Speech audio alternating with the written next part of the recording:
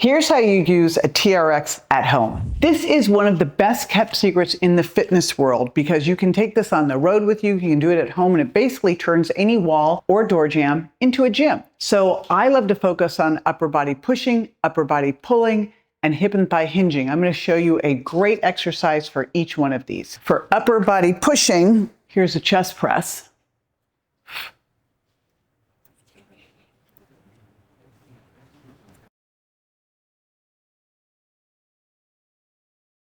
For upper body pulling, a row.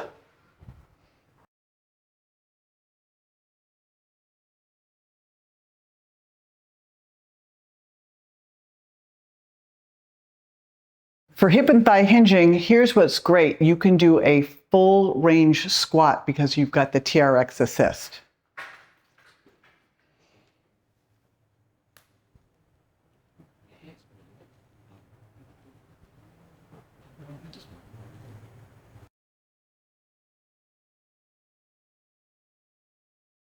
If you're looking to work your glutes, here's one that you can do, and here's the way to do it for double duty.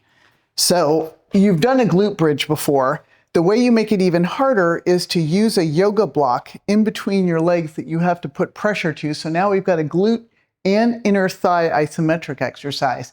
And then what you want to think of is driving up with your heels. So you're squeezing at the top, and this isn't happening at your lower back. This is a hip hinge move.